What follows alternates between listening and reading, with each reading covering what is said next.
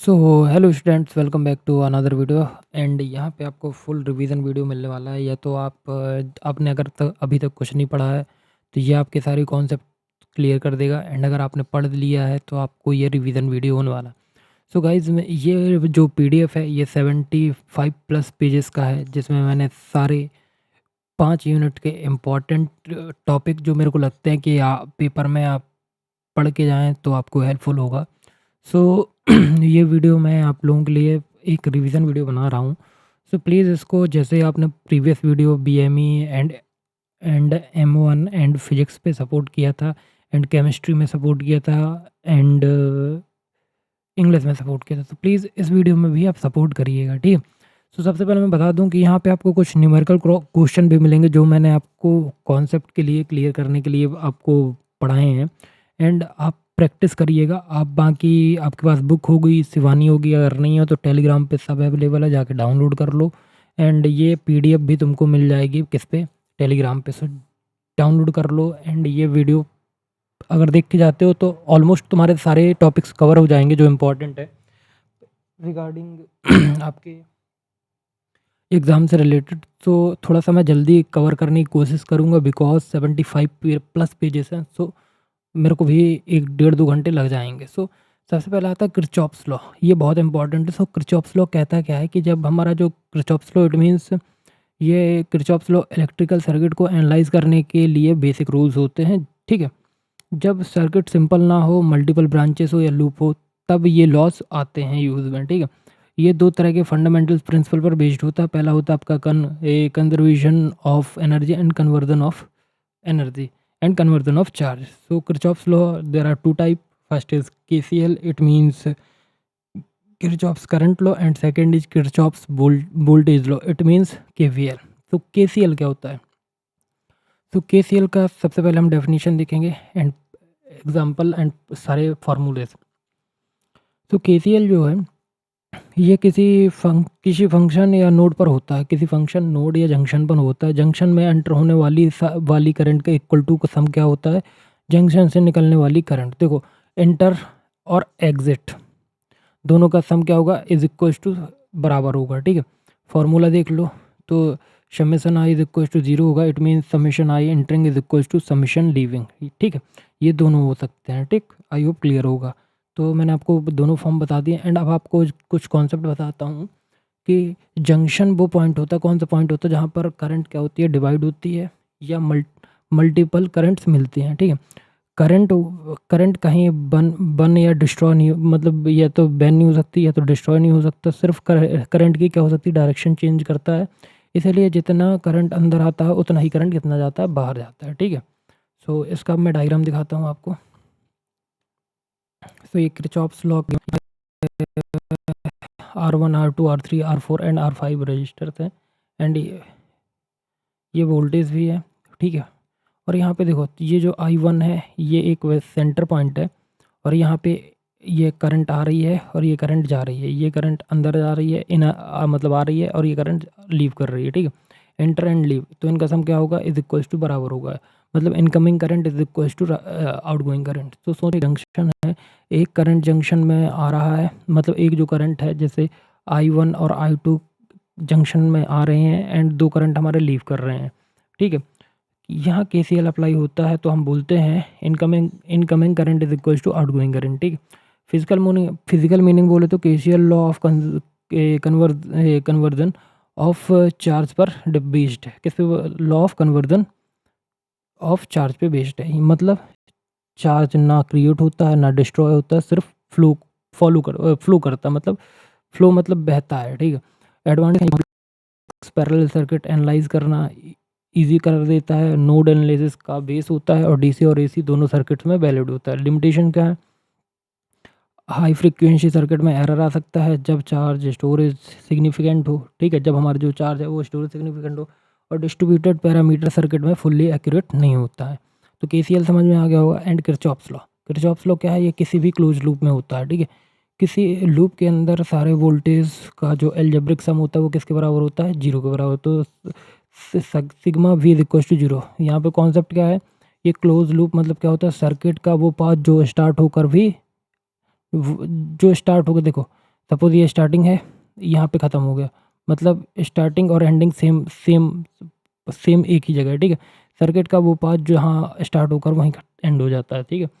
जब current loop में travel करता है तब क्या होता है, सोर्स से वोल्टेज गेन होता है एंड कंपोनेंट से वोल्टेज ड्रॉप होता है। तो आई होप इतना क्लियर होगा। फिर आता है टोटल गेन। तो टोटल गेन क्या होता है, टोटल गेन और टोटल ड्रॉप इक्वल होते हैं, ठीक है। तो देखो यहाँ पे वोल्टेज V1 V2 और V3, तो इसका समेशन क्या होगा V4। तो V1 से लेके Vn तक इक्वल टू क्या होगा, 0 होगा, ठीक है। ये देखो ये क्लोज लूप में है एंड बैटरी वोल्टेज सप्लाई करती है, रजिस्टर वोल्टेज को कंज्यूम करता है, एंड में नेट वोल्टेज इक्वल टू 0 हो जाता है, ठीक है। फिजिकल मीनिंग समझो तो KVL law of conversion of energy पर बेस्ड है।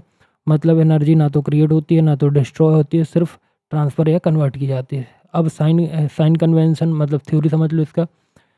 लूप ट्रैवर्स करते वक्त पॉजिटिव मतलब वोल्टेज राइज होता है तो पॉजिटिव, वोल्टेज ड्रॉप होता है तो नेगेटिव, ठीक है।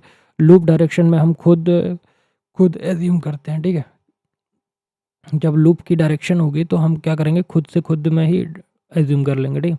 अब आता है कि एडवांटेज। तो एडवांटेज क्या है भाई, एडवांटेज हैं कि भाई KVL के, तो ये सीरीज सर्किट के लिए बेस्ट होता है, मैथ एनालिसिस के लिए का बेस होता है और सिंपल और लॉजिकल होता है।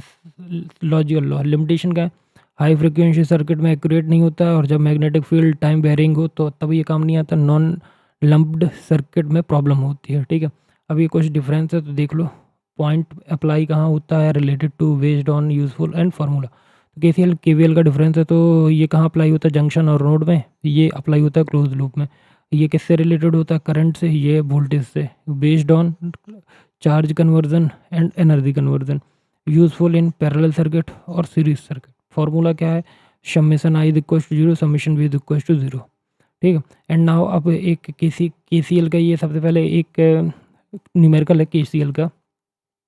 कैलकुलेट करो करंट एंड पावर। देखो मैं आपको जितने भी न्यूमेरिकल पढ़ा रहा हूँ तो भाई आप कोशिश करो कि ऐसे ही सॉल्व करने एंड प्रैक्टिस करना, क्योंकि देखो मैं तो बहुत इजी क्वेश्चन समझाता हूँ कि आपका कॉन्सेप्ट क्लियर हो जाए, ठीक है। बट प्रैक्टिस आपको करनी पड़ेगी, ठीक है। सो देखो ये एक कैसे KCL के सॉल्व करते हैं। आपको कैलकुलेट करना है करंट एंड पावर, कहाँ पर, 6 ओम रजिस्टर पर, यहाँ पर, ठीक है। तो देखो I is equal to find करना है, P इक्वल टू फाइंड करना है। तो देखो हमने ABCDEF, तो हमने इन रेक्टेंगल बोल लो, तो हमने ABCDF लिया एंड यहाँ पे हमने 20, क्योंकि ये देखो करंट आउट हो रहा है तो माइनस का 20 आई एंड 6 आई, और ये पूरा लिया ना ये वाला सर्किट, ठीक है। ABE लिया, ABEF लिया, ABEFA, ठीक है। तो यहाँ पे -6 आई आ जाएगा, यहाँ पे +140 आ जाएगा, ठीक है। 140 क्योंकि ऊपर जा रहा है, पॉजिटिव नेगेटिव से पॉजिटिव जा रहा है तो इक्वल टू हो जाए। तो इसका सॉल्व करेंगे तो देखो यहाँ पे कितना बचेगा, 10i is equal to 3i and 70। तो इक्वेशन हमारा क्या बन गया, फर्स्ट बन गया, ठीक है।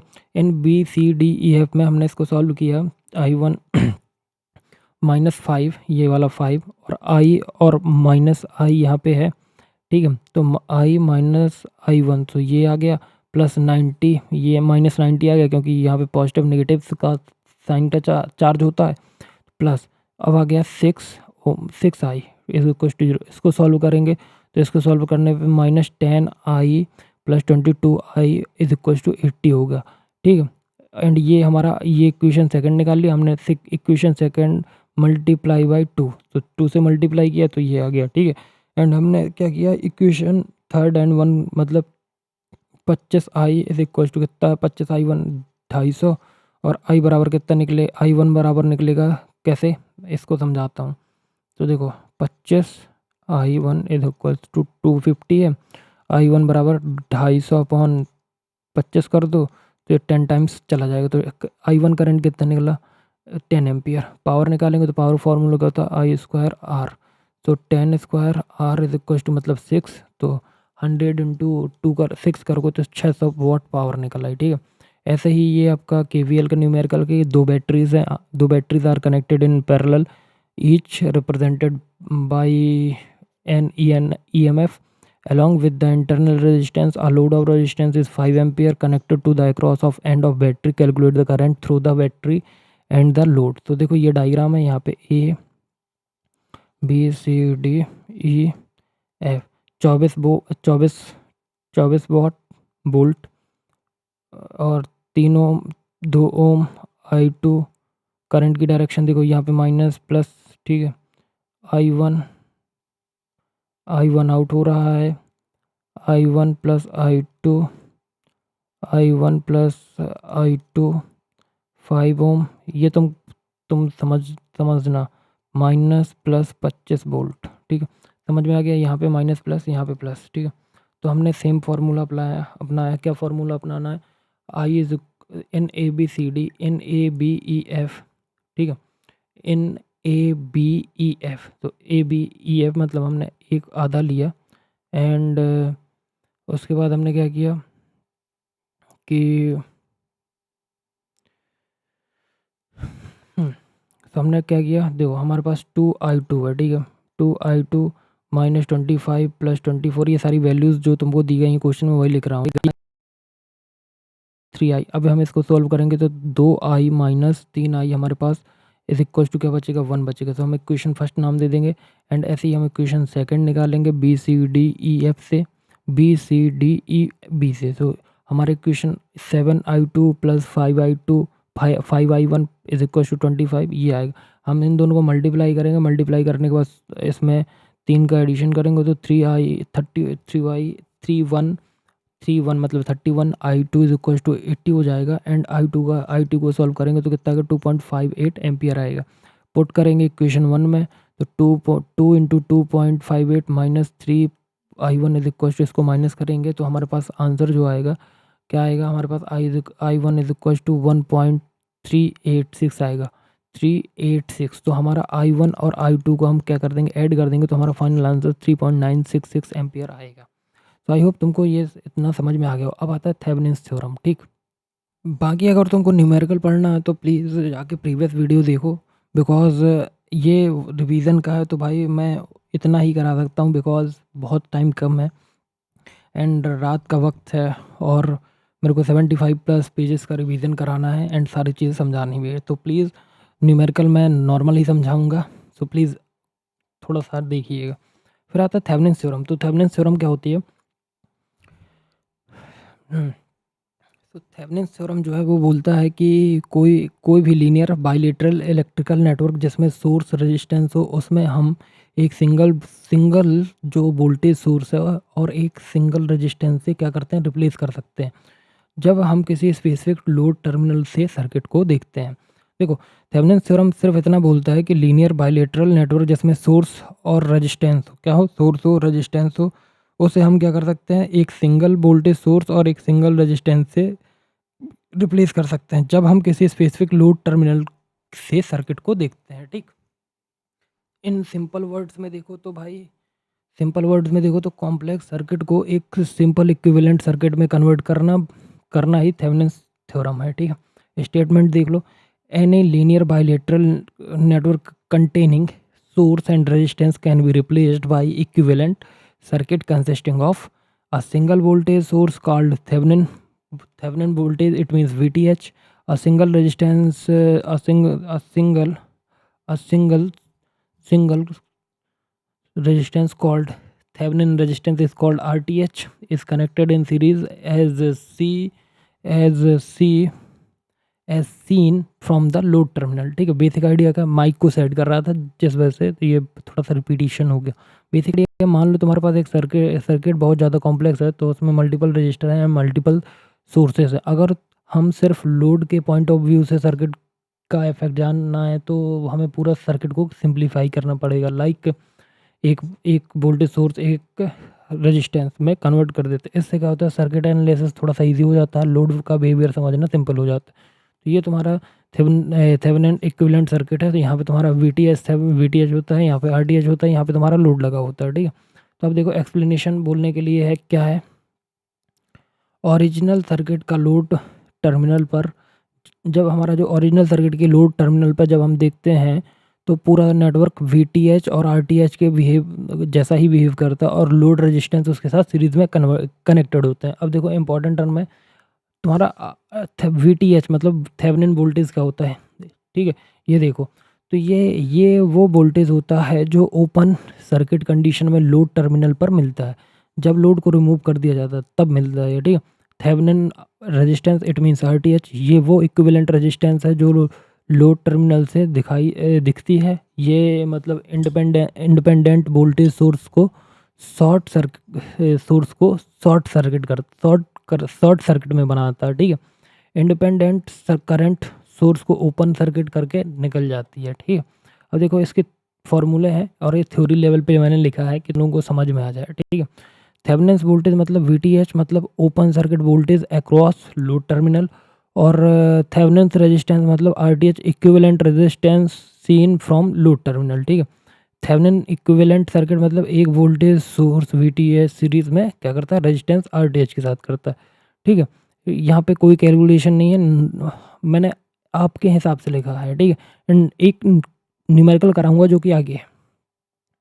Steps to apply Thevenin theorem. तो सबसे पहले हम क्या करते हैं, लोड रेजिस्टेंस को सर्किट से रिमूव करो। जो हमारा लोड लगा रहता है लोड रेजिस्टेंस, उसको सबसे पहले सर्किट से रिमूव करो। लोड टर्मिनल के across open circuit voltage find करो। देखो पहला स्टेप, पहले हमें क्या करना है, लोड को हटाना है, ठीक है। दूसरा हमें वीटीएच फाइंड करना है। फिर तीसरा इंडिपेंडेंट सोर्स को डीएक्टिवेट करो। जो हमारे इंडिपेंडेंट सोर्स हैं, जैसे वोल्टेज सोर्स से शॉर्ट सर्किट करो, करंट सोर्स को ओपन सर्किट करो, ठीक है।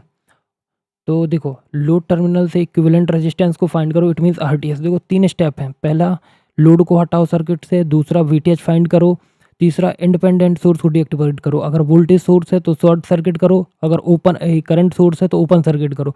फिर चौथा लोड टर्मिनल से इक्विवेलेंट रेजिस्टेंस फाइंड करो, इट मींस आरटीएच फाइंड करो, और वीटीएच और आरटीएस को सीरीज में कनेक्ट करके लोड वापस लगाओ। तो यही है तुम्हारा थेवेनिन थ्योरम। एडवांटेज क्या है, ये कॉम्प्लेक्स सर्किट को सिंपल बना जाता है, और लोड करंट होता है, लोड करंट और वोल्टेज एनालिसिस ईजी हो जाता है। सर्किट बिहेवियर समझना थोड़ा सा ईजी हो जाता है। रिपीटेड एनालिसिस के लिए बेस्ट होता है, लोड चेंज हो तो भी। लिमिटेशन क्या है, सिर्फ लीनियर सर्किट पर वैलिड होता है, या नॉन लीनियर एलिमेंट के लिए एक्यूरेट नहीं है। एसी सर्किट्स में फ्रीक्वेंसी डिपेंडेंट कॉम्प्लेक्सिटी आ सकती है, ठीक है। एप्लीकेशन क्या है, network simplification, load analysis, circuit design और इलेक्ट्रॉनिक्स ट्रबल शूटिंग। अब जो न्यूमेरिकल आ रहा है उसको देखना। तो देखो जब हमारा ये एक डायग्राम है, यहाँ पे तुम्हारा 1 ओम रेजिस्टेंस है, यहाँ पे 11 है, 1 है, यहाँ पे 1 है, यहाँ पे 2 है, यहाँ पे 8 है, यहाँ पे 4 है वोल्टेज, एंड यहाँ 18, 4, 2, 10, ठीक। तो हमें सबसे पहला स्टेप क्या करना है कि हमें एक चीज़ ड्रॉ करनी है, जो ऊपर मैंने तुमको डायग्राम बनाया था। तो देखो यहाँ पे हमने एक फर्स्ट वाला ड्रॉ कर लिया है। तो आर इक्विवेलेंट वोल्टेज और आर एल रेजिस्टेंस लोड। तो यहाँ पे आई एल इक्वल टू क्या होगा, V upon R equivalent plus R L, R मतलब resistance load. To find the R equivalent find करना। तो देखो 1 ओम, 11 ओम और 2 ओम, इसको हमने क्या किया, इसका इक्विवेलेंट फाइंड किया। ये हमने डायग्राम बनाई, यहाँ से हमने लोड हटा दिया, ठीक है, इक्विवेलेंट। तो इसको हमने क्या किया, 1 + 11 प्लस ये प्लस 2 8 8 4। तो हमने इसको सॉल्व किया तो आर इक्विवेलेंट 32/7 निकला, ठीक है। एंड इसको अब देखो, अब हमें यहाँ पे वी फाइंड करना है। तो V A and V V, तो यहाँ पे सारा पूरा है। तो यहाँ पे टर्मिनल और नोड्स के रेफरेंस में हमें क्या करना है, नोड्स निकालना है, ठीक है। तो देखो हमने क्या किया, केसीएल अप्लाइड किया, केसीएल अप्लाइड करना नोड ए पे, ठीक है। तो नोड ए पे केसीएल अप्लाई किया तो माइनस वी ए -10/12 आया, और minus V A -2 is equal to 0। हमने इसको सिंप्लीफाई किया एंड यहाँ पे ये लिखा। देन हमने एलसीएम लेके सारी चीज़ करी। तो देखो देखो एलसीएम लोगो तो कितना आएगा 12 ही आएगा, ठीक है। तो देखो 12 आया, तो V A 10 same to same आ जाएगा, ये 2 टाइम्स जाएगा तो 6 वी ए 12, और जो अपना 12 आया है वो 0 के साथ चला जाएगा। तो देखो वी ए 7 10 ये आया, इसको सॉल्व कर तो 7 V A is equal to 22।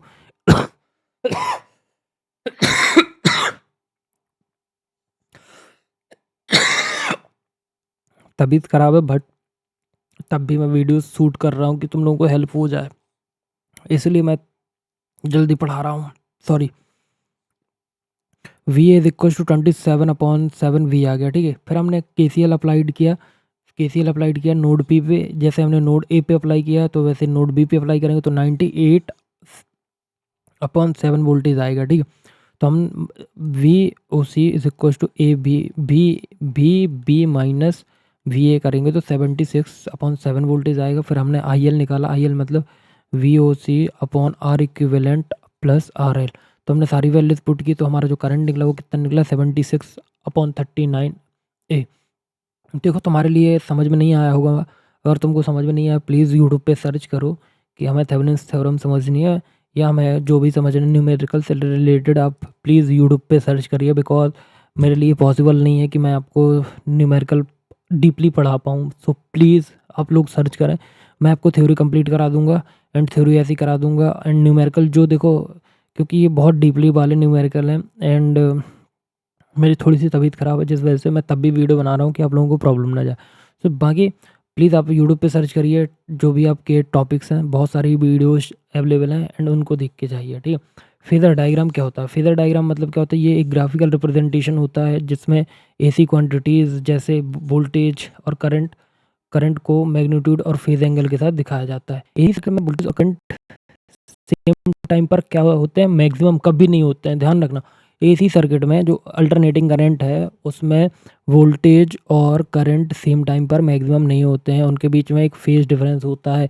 इसी फेज डिफरेंस को क्लियरली शो करने के लिए फेजर डायग्राम का यूज़ होता है। किसका यूज़ होता है? फेजर डायग्राम का, ठीक है। अब देखो बेसिक आइडिया क्या है, ये एसी क्वांटिटी टाइम के साथ चेंज होती रहती है।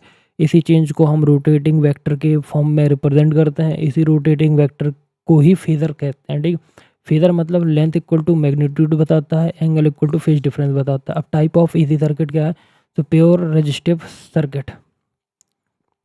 तो यहाँ पर वोल्टेज और करंट सेम फेज में होते हैं और कोई भी फेज डिफरेंस नहीं होता। देखो ये वोल्टेज और करंट सेम फेज पे है, टू जीरो से स्टार्ट हो रहे हैं और एंड 2 पाई पे ख़त्म हो रही है। यहाँ पे वोल्टेज और आई ऊपर दोनों हैं, ठीक है। ये ओमेगा टी है, ठीक। अब देखो यहाँ पर इस केस में वी और आई सेम लाइन पर होते हैं। देखो ये मैं बताया ना तुमको, ये वाला जो वी और आई बताया ना, तो ये सेम लाइन पर है, ठीक है। अब नीचे जाते हैं तो अब देखो प्योर इंडक्टिव सर्किट मतलब करंट और वोल्टेज देखो करंट जो होता है वोल्टेज से 90 डिग्री क्या करता है, लैग करता है। तो ये 90 डिग्री मान लो, माइनस यहाँ ये ऊपर प्लस 90 डिग्री है तो यहाँ जीरो, यहाँ पे 90 डिग्री। तो ये देखो वोल्टेज हमारा जीरो से है बट हमारा 90 डिग्री से लैग कर रहा है करंट, ठीक है।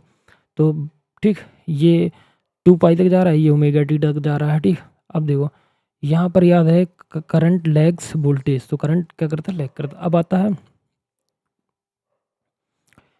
Pure capacitive current. यहाँ पर करंट वोल्टेज से 90 डिग्री आगे होता है, मतलब लीड करता है। तो देखो यहाँ पे तुम्हारा करंट क्या कर रहा है, लीड कर रहा है, ठीक है। याद रखने का रूल क्या है, C is equals to current lead. यहाँ पे याद रखना कि C is equals to current lead. तो यहाँ पे तुम्हारा करंट क्या कर रहा है, लीड कर रहा है 90 डिग्री, ठीक। ये डायग्राम है एंड इसके बाद आता है आर एल सर्किट। तो आर एल सर्किट में क्या होता है, इसमें वोल्टेज के दो कंपोनेंट होते हैं, वी आर रेजिस्टेंस के अक्रॉस और वी एल इक्वल टू मतलब इंडक्टर के अक्रॉस करंट रेफरेंस के लिए ली जाती है, ठीक है। तो देखो यहाँ पे वी आर है, इट मीन्स ये क्या है, रेजिस्टेंस के अक्रॉस है एंड वी सी है एंड आई है, मतलब ये करंट है और ये वी है, ठीक है। ये तुम्हारे तीनों डायग्राम मैंने तुम्हें दिखा दिए हैं। तो अगर डायग्राम थ्योरी में मतलब थ्योरी पूछता है तो प्लीज़ आप बना सकते हो, ठीक है। इस केस में V R is equal to क्या होता है, करंट का सेम फेज में होना। वी आर मतलब करंट से 90 डिग्री आगे, टोटल मतलब टोटल वोल्टेज वेक्टर एडिशन से मिलता है, ठीक है। अब आता है इंपॉर्टेंट टर्म क्या है, तो देखो फेजर एंगल मतलब फाई समझ सकते हो। तो वोल्टेज और करंट के बीच का एंगल ही फेज एंगल होता है। देखो वोल्टेज, एक मैं डायग्राम बताता हूँ।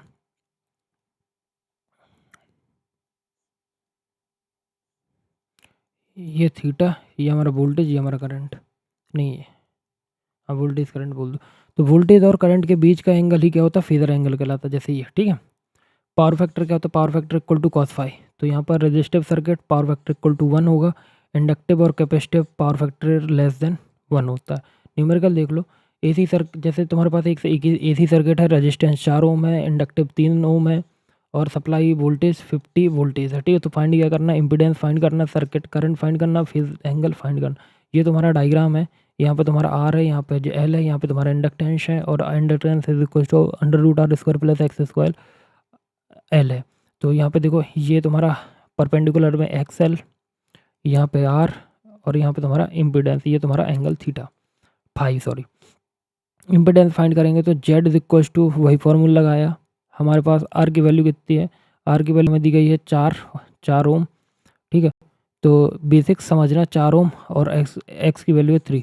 तो इसको सॉल्व करेंगे तो 5 ओम आएगा और करंट निकालेंगे तो करंट निकालने का I is equal to V upon Z होता है। तो 50/5 कर देंगे तो 10 ओम हमारा करंट आ जाएगा। फेज एंगल निकालेंगे तो 10 phi is equal to XL बराबर हमारा 3 है एंड आर हमारा 4 है। 5 इक्वल टू 36.87 डिग्री एंगल आ जाएगा। करंट लैग करेगा voltage by 36.87 degree because RL circuit है, ठीक है। एडवांटेज देख लो, एडवांटेज है एसी सर्किट एनालिसिस हो जाता है, एनालिसिस क्या हो जाता है, इजी हो जाता है, फेज डिफरेंस क्लियरली समझ आ जाता है और वोल्टेज और करंट रिलेशनशिप विजुअल हो जाता है, पावर फैक्टर एनालिसिस में हेल्प होती है, ठीक है। अब आता है लिमिटेशन। तो सिर्फ सिनुसोइडल एसी के लिए वैलिड होता है, नॉन सिनुसोइडल वेव के लिए एक्यूरेट नहीं है और हाई लेवल ट्रांजिस्ट एनालिसिस के लिए क्या है, सफिशिएंट नहीं है, ठीक है। अब देखो real power, reactive power, apparent power and power factor. यहाँ से तुमको एक न्यूमेरिकल तो नहीं, न्यूमेरिकल भी आ सकता है फाइंड करने को एंड तुमको थ्योरी भी पूछी जा सकती है शॉर्ट नोट में। तो देखो एसी सर्किट में पावर सिर्फ एक टाइप की नहीं होती है। अल्टरनेटिंग करंट सर्किट में पावर सिर्फ एक टाइप की नहीं होती। यहाँ पर 3 टाइप ऑफ पावर होती हैं, उनका एक रिलेशन होता है पावर फैक्टर से। तो पहले देख लो पावर क्या होती है, कितने प्रकार की होती है। रियल पावर, इसको एक्टिव पावर भी बोला जाता है, reactive power and apparent power. इन सबको समझने के लिए पहले हमें इन सबको समझने के लिए पावर ट्रायंगल का यूज़ होता है। तो पावर ट्रायंगल आपको आगे दिखाऊंगा, ठीक है। रियल पावर क्या होता है, इसको एक्टिव पावर भी बोला जाता है, ट्रू पावर भी बोला जाता है। तो रियल पावर वो पावर होता है जो एक्चुअली यूज़फुल वर्क करती है, ठीक है। क्या करती है, यूज़फुल वर्क करती है। जैसे बल्ब को जलाना हो, हीटर में हीट प्रोड्यूस हो, मैकेनिकल वर्क कराना हो, ये पावर कंज्यूम होती है। फार्मूला क्या है, P is equal to V I cos phi, ठीक है। यूनिट क्या होती है, वॉट होती है एंड सिंबल इसका पी होता है। इंपॉर्टेंट क्या है, सिर्फ रेजिस्टेंस में रियल पावर डिसिपेट होती है और इंडक्टर और कैपेसिटर रियल पावर कंज्यूम नहीं करते हैं। ध्यान रखना, क्या कंज्यूम नहीं करते हैं, इंडक्टर और कैपेसिटर, ठीक है। रिएक्टिव पावर क्या होती है, रिएक्टिव पावर वो पावर होती है सिर्फ सोर्स और लोड के बीच, आगे पीछे, सोर्स और लोड के बीच आगे या पीछे, ठीक है। ये एक्चुअल वर्क नहीं करती है, ये पावर मैग्नेट फील्ड बनाती है और इलेक्ट्रिक फील्ड में स्टोर होती रहती है, ठीक है, इंडक्टर और कैपेसिटर में, ठीक है। इसका formula Q is equal to V I sine phi होता है एंड इसका जो यूनिट होता है वोल्ट एम्पियर रिएक्टिव होता है, सिंबल Q होता है। इंपॉर्टेंट पॉइंट क्या है, इंडक्टर जो है ये रिएक्टिव पावर कंज्यूम करता है, कैपेसिटर जो है रिएक्टिव पावर को सप्लाई करता है। Average reactive power is equal to 0 होता है। Apparent power, so apparent power मतलब एपरेंट पावर टोटल पावर होती है जो सप्लाई से ड्रॉ होती है, चाहे वो यूज़फुल हो या यूज़फुल ना हो। इसका जो फार्मूला है V is equal to S I है, इसका यूनिट वोल्ट एम्पियर होता है, सिंबल एस होता है। अब रिलेशन देखो, तो apparent power is equal, apparent power मतलब हमारा रियल पावर रिएक्टिव पावर दोनों का कॉम्बिनेशन होता है। तो ये तुम्हारा डायग्राम है, ये हमारा परपेंडिकुलर मान लो, इसको हाइपोटेनियस एंड इसको बेस। तो यहाँ पे active power is equal to ये होता है and V P is equal to V I cos phi होता है। रिएक्टिव पावर हमारा Q V I sine phi होता है and apparent power S is equal to V I होता है। एंड इसका फॉर्मूला अगर S is equal to P square S square P square plus Q square होता है। It means ये S क्या है, अपरेंट पावर का square is equal to active power का square is equal active power square plus आपका reactive power. तो ये होता है हॉरिजॉन्टल एक्सप्रेशन। देखो horizontal plane real power, vertical power, vertical line में रिएक्टिव पावर है, स्लेंट लाइन में आपका apparent power. Angle phi voltage और करंट के बीच का एंगल, ये वोल्टेज और करंट के बीच का एंगल, ठीक है। पावर ट्रायंगल का फॉर्मूला मैंने आपको ये बता दिया है।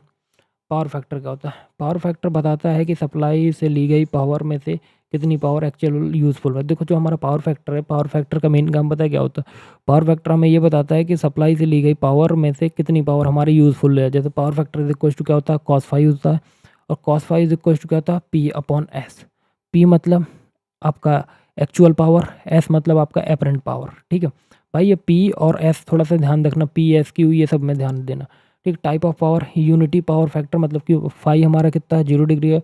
Pure resistive circuit, best condition. Lagging power factor मतलब इंडक्टिव लोड और करंट वोल्टेज से लैग करता है। और लीडिंग पावर फैक्टर मतलब कैपेसिटिव लोड होता है और करंट वोल्टेज से लोड करता है, ठीक है। अब हमारे पास एक न्यूमेरिकल क्वेश्चन है। न्यूमेरिकल क्वेश्चन क्या है कि ये एक एसी सर्किट में 200 वोल्टेज है और 10 एम्पियर करंट है और पावर फैक्टर लैग कर रहा है 0.8 से। फाइंड करना real power, apparent power and reactive power. अब मैं तुमको थोड़ा सा बेसिक से समझाऊंगा तो तुमको समझ में आएगा कि भाई हमें फाइंड क्या करना होता है, ठीक है। तो हमें एपरेंट पावर फाइंड करना सकते हैं। तो एपरेंट पावर का फाइंड फार्मूला होता है V S is equal to V I. तो हमारे पास वी की वैल्यू 200 है एंड आई हमारा 10 है, तो ये क्या आ जाएगा 2000 वोल्ट एम्पियर। तो भाई ये वोल्ट एम्पियर मतलब यूनिट जरूर लिखना, ठीक है। अब आता है हमारे पास कॉस फाई, मतलब रियल पावर फाइंड करो। तो V P is equal to V I cos phi. So P is equal to V कितना 200 है, आई कितना 10, कॉस फाई 0.8। तो इसको करोगे तो 1600 वॉट आएगा आपका पावर रियल पावर, ठीक। अब तो फाइंड करना रिएक्टिव पावर। तो sine five is equal to reactive power कैसे फाइंड करोगे, under one minus under root one minus cos square five. तो कॉस स्क्वायर फाइव 0.8 का स्क्वायर करोगे तो 0.8 का 0.64, तो इसका सॉल्यूशन कितना आएगा 0.6। तो Q is equal to V I sine five, तो इसका निकालोगे तो 1200 V A R volt ampere reactive, ठीक है। तो ऐसे सॉल्व करते हैं। एंड अब आपका आता है advantage of high power factor. तो हाई पावर फैक्टर देखो, लेस पावर लॉस होता है, बैटरी इफिशियंसी होती है, रिड्यूस इलेक्ट्रिसिटी बिल्स और स्मॉलर कंडक्टर साइज। डिसएडवांटेज क्या है, लो पावर फैक्टर होता है, हाई लाइन करंट होता है, मोर लॉसेज होता है, पुअर वोल्टेज रेगुलेशन होता है एंड ओवरलोडिंग एंड इक्विपमेंट होता है। तो देखो मैं तुमको ये जो पढ़ा रहा हूँ ना, ये सारी चीज़ें मैंने इंपॉर्टेंट क्वेश्चन में भी दी थी। सो दैट्स वाई मैं तुमको पढ़ा रहा हूँ एंड मे भी तुमको ये जैसे बहुत सारी हेल्प हुई है प्रीवियस एग्जाम में, तो इसमें भी होगी। सो प्लीज़ वीडियो को कंटिन्यू देखते रहो एंड जहाँ समझ में नहीं आया तो प्लीज़ आप वीडियो को रिवाइंड करो एंड फिर से समझने की कोशिश करो। देखो इससे ज़्यादा हिंदी में कोई समझा भी नहीं सकता और इससे ज़्यादा मेहनत कोई कर भी नहीं सकता जितना मैं कर रहा हूँ आप लोगों के लिए, ठीक है। तो प्लीज़ अप्रिशिएट नहीं कर सकते हो तो प्लीज़ गलतियाँ भी मत निकालना, क्योंकि देखो मेहनत करना मेरा काम है एंड आपका भी काम है, तो प्लीज़ मेहनत करिए।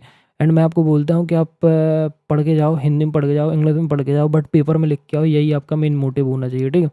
तो बाकी 4 क्वेश्चन हो चुके हैं एंड अब हमारा जो नेक्स्ट क्वेश्चन आने वाला है वो भी अब मैं आपके सामने लेके आता हूँ।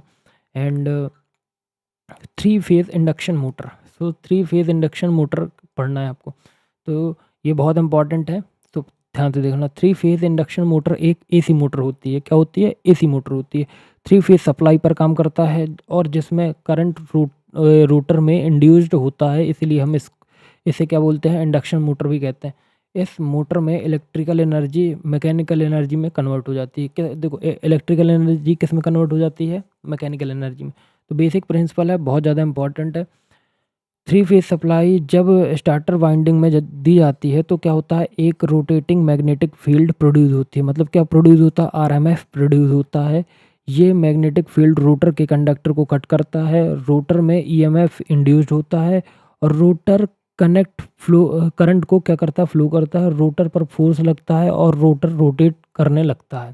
तो ये है इसकी वर्किंग एंड इसको आप अपने इंग्लिश में कन्वर्ट करके लिख सकते हो एंड फुल मार्क्स मिलेंगे। ये जो प्रिंसिपल है ये इलेक्ट्रोमैग्नेटिक इंडक्शन पर बेस्ड। देखो मैं अब अपनी लैंग्वेज में समझाता हूँ, ये तो मैंने जो लिखा है उसका समझा। देखो थ्री फेज सप्लाई क्या होता है, जब हम स्टार्टर वाइंडिंग में, जब हमारा जो स्टार्टर है वो वाइंडिंग में दी जाती है तो सबसे पहले क्या होता है, हमारा आरएमएफ क्या होता है, प्रोड्यूस होता है। मतलब आरएमएफ मतलब रोटेटिंग मैग्नेटिक फील्ड प्रोड्यूस की जाती है। ये मैग्नेटिक फील्ड रोटर के कंडक्टर को कट करता है एंड आरएमएफ मतलब रोटर जो है, रोटर में ईएमएफ इंड्यूस्ड होता है, रोटर करंट फ्लो करता है एंड रोटर पर फोर्स लगता है और रोटर रोटेट करने लगता है। और ये किस प्रिंसिपल पे काम करता है, इलेक्ट्रोमैग्नेटिक इंडक्शन पे, ठीक है। Construction of 3 phase induction motor. तो भाई देखो ये तुम्हारा कंस्ट्रक्शन है। तो देखो सबसे पहले यहाँ देखो ये क्या होता है, ये तुम्हारा शाफ्ट होता है। फिर उसके बाद ये तुम्हारा एयर गैप्स होते हैं। ये तुम्हारे क्या होता है, रोटर लेमिनेशंस होते हैं, एंड ये क्या होता है, रोटर के स्लॉट्स होते हैं। ये स्टार्टर स्लॉट होते हैं, ये स्टार्टर लेमिनेशन होता है। अब यहाँ पे देखो ये एल्यूमिनियम की एंड रिंग होती है, ठीक है, एल्यूमिनियम के ब्रासेस होते हैं, एंड स्टील लेमिनेशन होता है, एंड ये साफ्ट होता है, ठीक है। तो आप इससे अच्छा भी डायग्राम नेट पे देख सकते हो। तो स्टार्टर क्या होता है, ये स्टेशनरी पार्ट होता है, लेमिनेटेड सिलिकॉन स्टील कोर होती है, स्लॉटेड स्लॉट्स में थ्री फेज वाइंडिंग होती है। जो स्लॉट्स हैं हमारे, ये रोटर के जो स्लॉट्स हैं, इसमें थ्री फेज वाइंडिंग होती है, आरएमएफ यहीं से जनरेट होता है, ठीक है। Rotor rotating part rotating part होता है। रोटर के दो मेन टाइप होते हैं, देखो ये है। तो देखो मैं तुमको यहाँ पे बता देता हूँ, ये जो हमारा कनेक्टेड है, बनाना ज़रूरी है। एंड ये रोटेटर का देखो, सबसे पहले मेरा पेन थोड़ा सा ऊपर नीचे जा रहा है, तो इसको कुछ करना पड़ेगा। तो हाँ देखो, तो ये क्या है, ये हमारा देखो, सबसे पहले ये जो हमारा डायग्राम बना है इसको समझो, ठीक है। तो ये हमारा जो डायग्राम है, ये क्या है, रोटेटर का फ्रेम है। एंड ये जो सर्कल के अंदर ये तुमको वायर वायर वगैरह RBY दिख रहे हैं, ये क्या है, ये स्टार कनेक्टेड रोटेटर वाइंडिंग है, ठीक है। स्टार एंड मैथ पढ़े होगे ना, तो ये स्टार कनेक्शन है, एंड ये कनेक्टेड रोटर वाइंडिंग है। यहाँ पे RY भी है। ये हमारी ब्लैक ब्लैक जो है ये वोसेस होते हैं, ये हमारा साफ्ट होता है, एंड ये स्लिप रिंग होती है, ठीक है। यहाँ पे एक्सटर्नल स्टार कनेक्टेड होता है, ठीक है।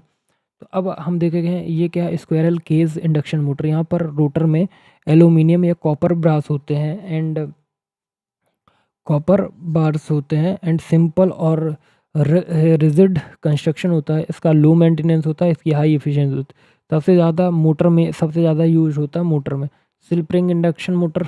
तो देखो, रोटर में वाइंडिंग होती है, स्लिप रिंग और एक्सटर्नल रेजिस्टेंस यूज होते हैं, हाई स्टार्टिंग टॉर्क होता है, और स्टार्टिंग करंट कंट्रोल किया जाता है। क्या किया जाता है, स्टार्टिंग करंट कंट्रोल किया जाता है। अब देखो, थ्री फेज इंडक्शन मोटर का वर्किंग समझो स्टेप बाय स्टेप। सबसे पहले three phase AC supply starter में दी जाती है, ठीक है। रोटेटिंग मैग्नेटिक फील्ड जनरेट होता है, जो ऊपर बताया था। RMF रोटेटर कंडक्टर को क्या करता है, कट करता है। रोटेटर में EMF और करंट इंड्यूस्ड होता है। रोटर पर लॉरेंस फोर्स लगाया जाता है, एंड रोटर RMF की डायरेक्शन में घूमने लगता है। यही तुम्हारी वर्किंग है, ठीक है। रोटर कभी सिंक्रोनस स्पीड तक नहीं पहुंचता है। किस में नहीं पहुंचता, सिंक्रोनस स्पीड में। अब देखो, स्पीड इंडक्शन मोटर, ये थ्योरी है, मतलब RMF की स्पीड को सिंक्रोनस, जो हमारी RMF स्पीड होती है उसको हम क्या बोलते हैं, सिंक्रोनस स्पीड कहते हैं। तो NS is equal to 120 frequency upon P।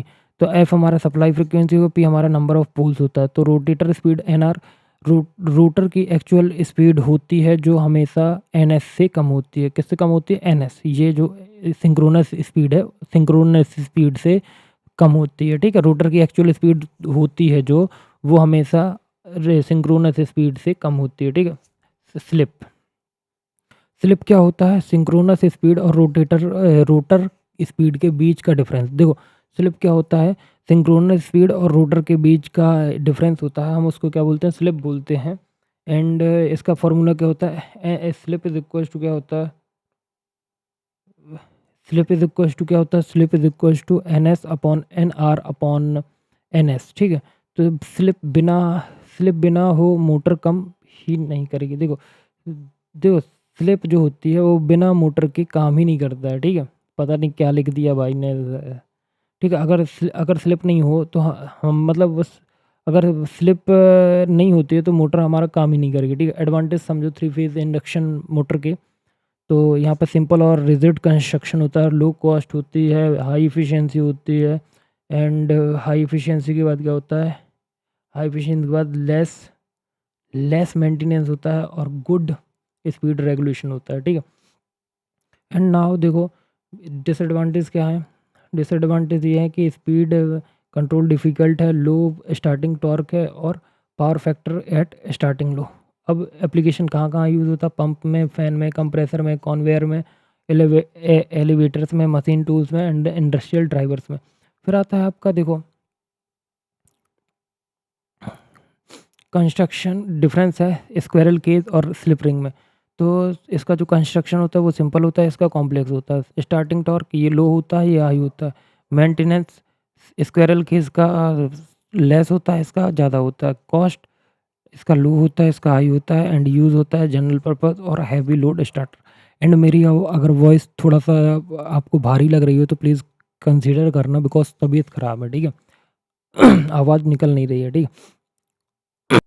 सो अब देखो, अब जो हमारा टॉपिक है RMS, average value and form factor and peak factor. तो देखो ये तुम्हारा डायग्राम है, यहाँ पे 0, ठीक है, 0 पाई एंड 2 पाई। तो यहाँ पे साइनसॉइडल एसी करंट वेव है ये, और यहाँ पे तुम्हारा ऊपर में करंट है। तो देखो हम ऊपर एक ऐसा गया, तो सबसे जो ऊपर पे होता है वो तुम्हारा पीक वैल्यू होता है, बीच में तुम्हारा वो जो होगा वो एवरेज वैल्यू होगा, एंड यहाँ पे डाउन पे जो होगा वो तुम्हारा आरएमएस वैल्यू होता है। तो ये पीक एवरेज वैल्यू 0.67637 आईएम होता है, and average value RMS value 0.707 IM होता है, ठीक है। एंड नाउ अब हम इसकी डेफिनेशन देखेंगे। तो देखो आरएमएस क्या होता है, सबसे पहले आर फुल फॉर्म ही नहीं पता हमें, रूट मीन स्क्वायर वैल्यू। तो आरएमएस वैल्यू एक आरएमएस वैल्यू एसी का वो इक्विवेलेंट वैल्यू होता है जो डीसी के बराबर हीटिंग इफेक्ट प्रोड्यूस करता है। देखो आरएमएस वैल्यू वो वैल्यू होती है जो एसी का एक इक्विवेलेंट वैल्यू होता है जो डीसी मतलब डायरेक्ट करंट के बराबर हीटिंग इफेक्ट प्रोड्यूस करे। सिंपल वर्ड में आरएमएस वैल्यू एसी का इफेक्टिव वैल्यू होता है। तो अब इसके साइन वेव्स के लिए फार्मूला देख लो। तो V R M S is equal to voltage max upon under root two is equal to क्या आएगा 0.707 वोल्टेज मैक्स, ठीक है। I R M S current max upon under root two is equal to 0.707 I max मतलब current max. Important points क्या हैं, AC supply जो हम use करते हैं 230 वोल्ट वो आरएमएस वैल्यू होती है। पावर के कैलकुलेशन में हमेशा आरएमएस वैल्यू यूज़ होता है। एवरेज वैल्यू क्या होता है, average value AC wave form का मीन वैल्यू होता है जो यूजुअली हाफ साइकिल के लिए कैलकुलेट किया जाता है। फुल साइकिल का एवरेज वैल्यू हमेशा 0 होता है, इसीलिए हाफ साइकिल ली जाती है, ठीक है। तो साइन वेव फार्मूला देखो, तो वी एवरेज मतलब voltage average equal to 2 voltage max upon 5 equal to 0.637 max होता है वी मैक्स। और I current average equal to 2 I max two current max upon pi equal to 0.637 current max होता है। Important point का है, rectifier analysis में average value का use होता है और फुल साइकिल का एवरेज 0 होता है, पॉजिटिव प्लस नेगेटिव कैंसिल हो जाते हैं। फॉर्म फैक्टर आरएमएस वैल्यू का एवरेज वैल्यू का रेशियो होता है। देखो जो फॉर्म फैक्टर होता है वो किसका किसका एवरेज का वैल्यू का रेशियो होता है, आरएमएस वैल्यू का। तो form factor equal to V R M S upon V average. Sine में form factor is equal to 0.737 upon 0.67 is equivalent to 1.11। Meaning क्या है, वेव फॉर्म का शेप बताता है और different wave form factor different होता है, ठीक है। अब पीक फैक्टर क्या है, इसको क्रेस्ट फैक्टर भी बोलते हैं। Peak factor maximum peak value देखो पीक फैक्टर मैक्सिमम वैल्यू और आरएमएस वैल्यू का रेशियो होता है, किसका, मैक्सिमम वैल्यू और आरएमएस वैल्यू को। तो यहाँ पे peak factor is equal to क्या होगा, वी मैक्स अपॉन आरएमएस, ठीक है। Factor equal to V max upon 0.07 max equal to 1.414 होता है, ठीक है। मीनिंग क्या है इसका, ये बताता है कि वेव फॉर्म का मैक्सिमम स्ट्रेस लेवल का है और इंसुलेशन और इक्विपमेंट डिज़ाइन में इंपॉर्टेंट होता है, ठीक है। समरी क्या है इसका, तो समरी देखते हैं। फार्मूला है और साइन वेव फार्मूला। तो देखो आरएमएस वैल्यू क्या होता है, V max upon under root two, ये क्या होता है 0.707 V max. Average value two V max upon pi 0.637 V max. Form factor क्या होता है, V R M S upon V average 1.11। Peak factor V max upon V R M S 1.414। ठीक है, अब इसका न्यूमेरिकल देखते हैं। तो हमारे पास अगर हमारे पास पीक वोल्टेज 100 वोल्ट है तो हमें आरएमएस वैल्यू निकालनी है। तो V R M S is equal to 0.7 into 100 कर देंगे तो 70.7 वोल्ट आ जाएगा। एवरेज वैल्यू निकालनी है, इसका भी इस वैल्यू के साथ इंटू करेंगे तो 63.7 वोल्टेज आएगा। फॉर्म फैक्टर निकालना है, ऊपर वाली वैल्यू कितनी निकली है, वी आर एम एस 70.7 और ये 63.7 इज इक्विवेलेंट टू 1.11 आएगा आंसर। सेम पीक फैक्टर निकालेंगे 100 अपॉन 70.7 इक्वल टू 1.414 के बराबर होगा, ठीक है। सो आई होप तुमको ये भी समझ में आएगा। अब आता है ट्रांसफार्मर एंड टाइप, ठीक है। सब ट्रांसफार्मर पढ़ना है एंड ट्रांसफार्मर के टाइप। तो देखो ट्रांसफार्मर क्या होता है, ट्रांसफार्मर जो है ये एक स्टैटिक इलेक्ट्रिकल डिवाइस होता है जो एसी वोल्टेज लेवल को चेंज करता है, यानी वोल्टेज इंक्रीज़ करता है मतलब स्टेप अप, एंड ये वोल्टेज को डिक्रीज़ करता है तो स्टेप डाउन। इसमें फ्रीक्वेंसी सेम रहती है, ठीक है। ट्रांसफार्मर एक स्टैटिक इलेक्ट्रिकल डिवाइस है जो एसी वोल्टेज लेवल को चेंज करता है।